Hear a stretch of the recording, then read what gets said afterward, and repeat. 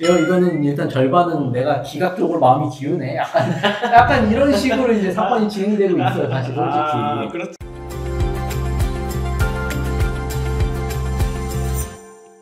안녕하세요. 유익상 김은천 변호사입니다. 오늘 저희가 지난번에 실제 기각 사례를 놓고서는 이 사건이 이제 왜 기각이 됐고 어떻게 대응을 해서 잘 해결을 했는지에 대해서 한번 영상을 촬영을 해보았는데, 이번에도 좀 유사한 주제지만 기각의 사유는 또 다양하기 때문에 또 다른 어떤 실제 기각 사례를 놓고 또 이렇게 기각이 나올 수가 있고 이런 경우에는 또 이렇게 대응을 할 수 있다, 이런 걸 한번 좀 설명드려보는 시간을 가져볼게요. 오늘의 어떤 기각은 좀 어떤 내용일까요? 일단 사례로 넘어가기 전에 어떤 경우들 이제 주로 기각되는지, 이제 기각되는 것들을 보면 크게는 이제 한 4가지 정도 이제 이렇게 볼 수 있을 것 같은데, 첫 번째는 이제 편파 변제. 특정 채권자한테만 우선적으로 갚는 경우 이제 뭐 많이들 들어보셨을 거예요. 요게 정도가 심하면 이제 뭐 기각되기도 하고, 그다음에 뭐 재산을 재산 목록에 이제 기재하지 않거나 허위로 기재하시는 경우들도 있는데, 이런 경우 당연히 이제 기각될 수 있고, 이거는 지난번에 한번 또 봤었죠. 변제 계획의 실현 가능성 부족. 12만 원 사건. 한 달에 어쨌든 143만 원을 기준으로 생계비를 짜라고 되어 있는데, 저는 10만 원으로 한 달 살게요. 이건 당연히 말이 안 되는 거고. 그리고 이제 마지막으로 요게 제일 사실 어떻게 보면은 제일 많이 기각되는데, 절차상 하자, 서류 미비 및 보정 불응 등의 문제로 이제 기각되는 게 제일 많습니다. 그래서 이제 채무자회생법에 어떤 기각 사유들이 이렇게 규정되어 있는데, 요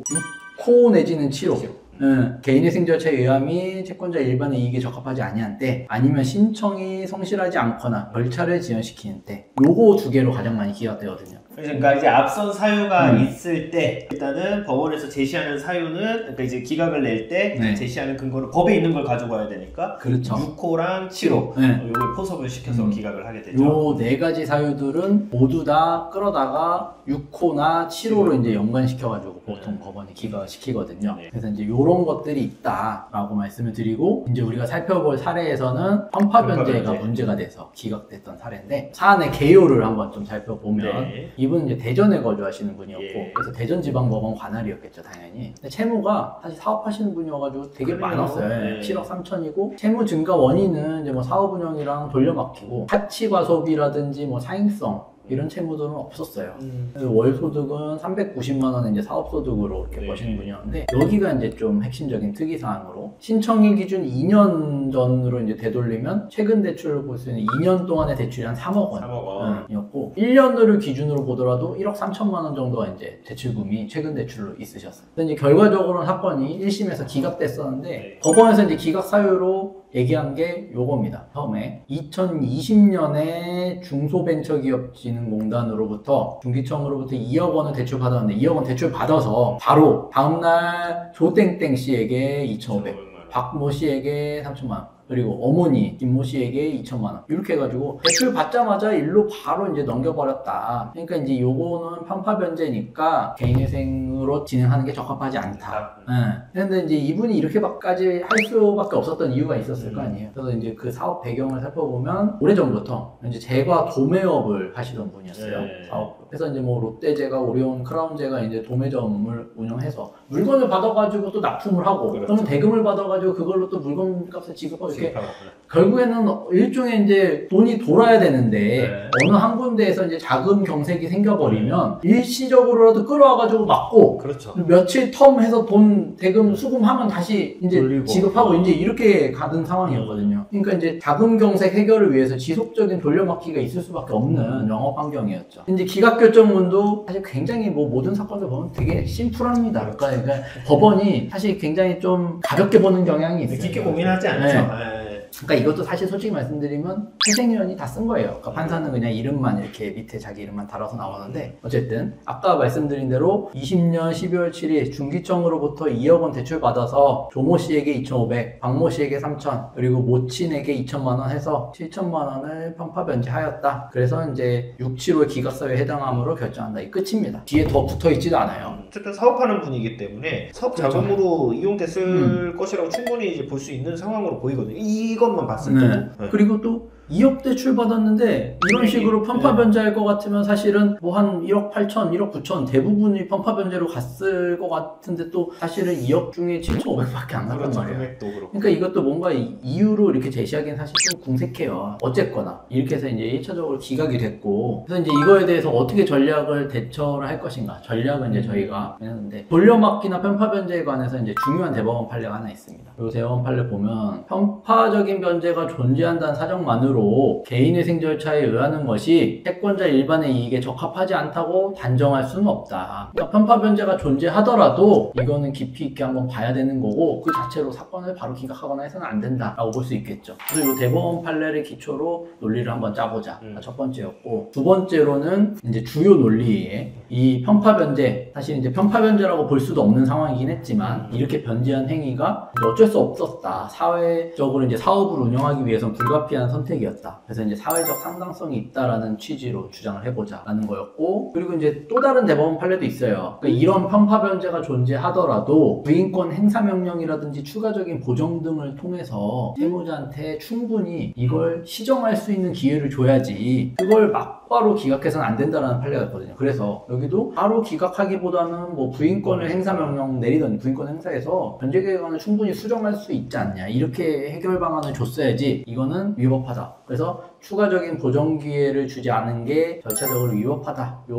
논리로 일단 한번 저희가 좀 주장해 보려고 했고, 네, 큰 틀에서 네, 방향을 그렇죠. 그렇게 잡으신 거죠. 네, 그래서 이제 보완 자료는 이런 식으로 준비했습니다. 불가피한 사정, 결국엔 돌려막기의 일환이다, 편파 변제가 아니었다라고 주장하려면 그거에 대한 이제 객관적인 부합하는 자료가 있어야 되니까 그 자료들을 이제 좀 준비를 했고, 변제 계획안은 일단은 약간 수정했습니다. 변제율을 일부러 높이면서 어쨌거나 이런 행태에 대해서 조금이라도 더 반성하고 개인회생 진행하려는 진지한 의사와 노력이 있다라는 걸 또 법원에 보여줘야 되니까. 또 명분도 좀 이제 그렇죠. 필요하고요. 네. 네. 회생위원으로서도 네. 판사로서도 일단 명분이 좀 필요한 상황이니까. 그다음에 이제 뭐 앞으로도 생활비를 절감하고 뭐 이렇게 이제 절약해서 열심히 살겠다 좀 하는 적게 뭐 쓰겠습니다. 그런 계획. 그다음에 뭐 대산 상황이 어떻게 되는지 상세한 소명 자료를 이제 준비했습니다. 또 사업이라는 게 계속 돌고 그 흐름이 계속 돌아야 되기 때문에 그 과정에서 이제 좀 불가피한 사정이 있을 것 같고, 그런 내용을 좀 보완하기 위해서 좀 객관적 자료들을 준비했다라고 보면 될까요? 그렇죠. 이제 편파 변제라고 하더라도 결국에는 보다 궁극적으로 들어가면 사실은 어떤 사업상 불가피한 지출로 볼 수도 있는 거죠. 뭐 재단 채권적인 성격도 있다라고 볼 수 있는 거고. 그래서 이제 의견서로 이제 즉시한 곧장에 제출한 그 의견, 저희가 이제 제시한 그런 논거들의 주요 내용들만 좀 추려와 봤는데, 상당성을 결하고 있느냐라고 했을 때 이제 명백한 부인권 행사의 대상이 되는지도 의문이다라고 해서 대법원 판례에 어떤 게 있냐, 아까 말씀드린 건데, 편파 변제나 뭐 유해하다고 보이더라도 행위 당시의 개별 구체적 사정에 따라서는 방해 행위가 사회적으로 필요하고 상당하고 불가피하다고 인정되면 이건 부인권 행사의 대상이 될 수 없다. 그러니까 이제 사회적 상당성이 인정된다면, 그렇게 할 수밖에 없었다라고 한다면 그거는 이제 부인권 행사의 대상이 아니라는 거죠, 대법원 판례. 그래서 이 채무자 같은 경우도 돌려막기를 일단 반복하면서 이제 동일한 형태로 됐었던 것뿐이다. 그러니까 일시적 자금 경색 해결의 목적으로 가족 지인들로부터 일시적인 도움을 받은 거다. 왜냐하면 이 대출이라는 게 어느 정도 한도에 걸려버리면 즉시 실행이 안 되고 또 얼마를 갚아야 실행이 되고 뭐 이러잖아요. 그러니까 결국에는 이분 입장에서도 내가 당장에 뭐 5천만 원이 필요해, 아니면 1억이 필요해.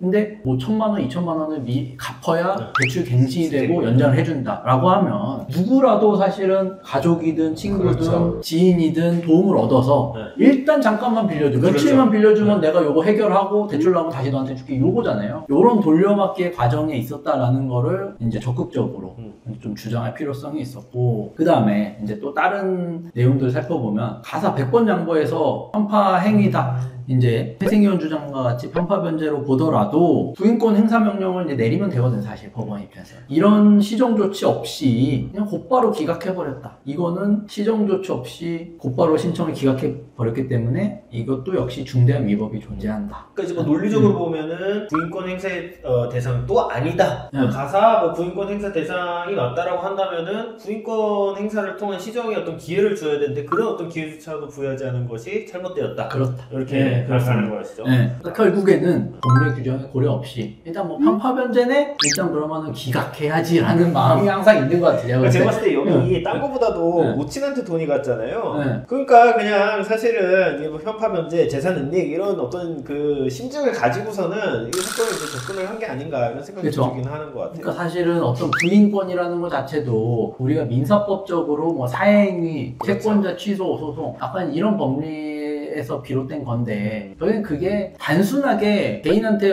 얼마나 줬다 아니면 뭐 이런 상황에서 줬다라고 해서 그게 단순하게 인정되는 게 아니잖아요. 쉽게 그렇죠? 인정되지 않죠. 네, 그렇죠. 대법원 판례도 수많은 판례들이 존재하고 그럼 그런 어떤 법리적인 검토나 검증된 이론 위에서 이게 보존공고가 나와야 되는데 현실은 그렇지 못하다 보니 일단 개인한테 돈이 갔어? 그러면 일단 이거는 일단 절반은 내가 기각적으로 마음이 기우네 약간 이런 식으로 이제 사건이 진행되고 있어요 사실 솔직히. 그렇죠. 네, 네, 그렇죠. 그래서 뭐 같은 맥락인데 추가적인 보정 요구나 신문 등 절차를 통해서 시정할 기회를 줘야 되는데 이것도 없었다 이건 거고 이래서 원인 결정이 위법하다라고 했더니 내자마자 즉시항고장 내자마자 원래는 보통 이제 자기네가 결정한 게 옳다라고 생각하면은 사건을 2심으로 올려버려요. 네. 근데 2심으로 올리지도 않고 이제 8월 8일자 기각 결정을 했고 우리가 한 22일 정도에 우리가 이제 냈어요. 즉시항고장 했더니 다음날 바로 그냥 정당한 이유가 있다. 그래서 이제 기각 취소 결정을 했습니다. 이렇게 바로 취소할 거면은 네. 좀 처음에 기각을 하면 안 되지 않았었나? 이거 너무 바로 아니에요? 면밀한 검토 없이 기각 결정을 한 거죠. 다시 솔직히 말씀드리면. 그렇죠. 근데 뭐 굳이 성공 요인 살펴보면 우리가 이제 지난번에도 살펴봤듯이 사실은 법원에서 이런 식으로 잘못된 결정을 내리는 경우도 많지만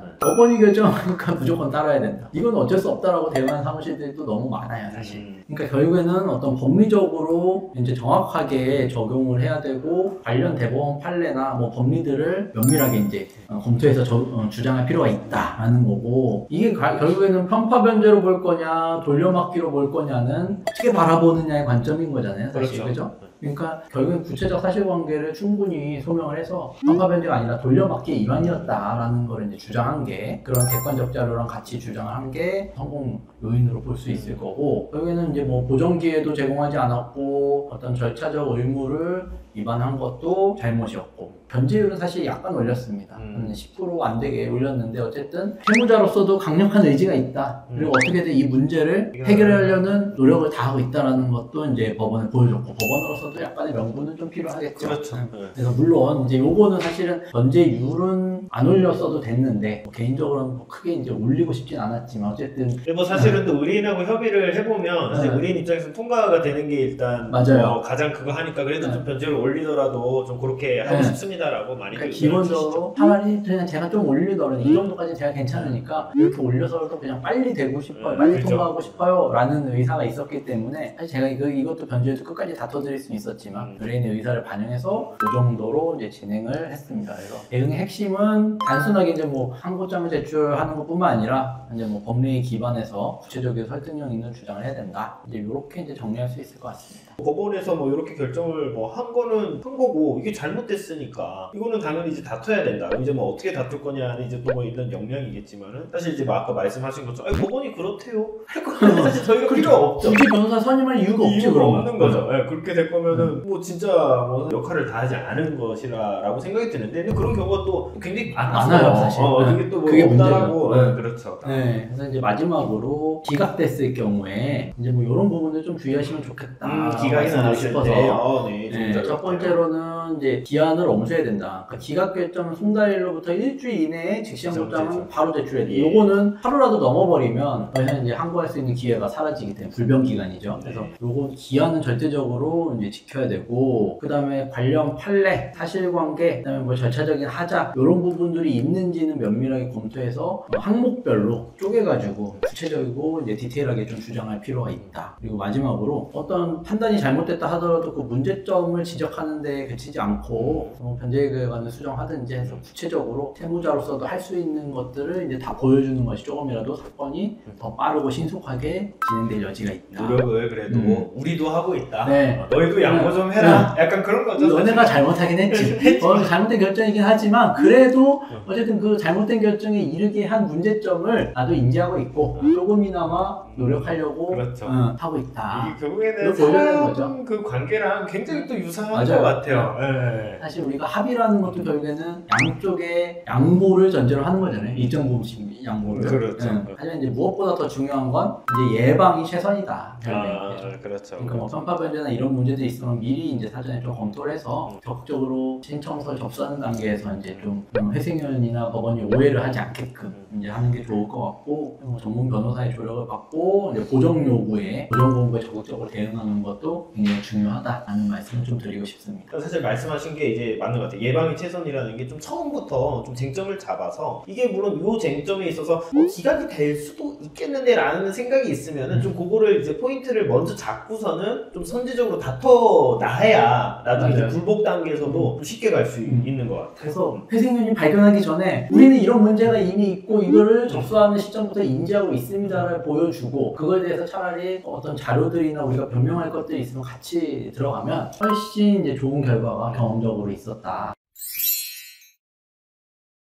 관련해서 이제 또 뭐 궁금하신 점 있거나 하시면 언제든지 편하게 연락 주시면 저희가 친절하게 상담 도움 드리고요. 오늘 영상 마음에 드셨다면 구독과 좋아요 부탁드리겠습니다. 오늘 영상 여기까지입니다. 감사합니다.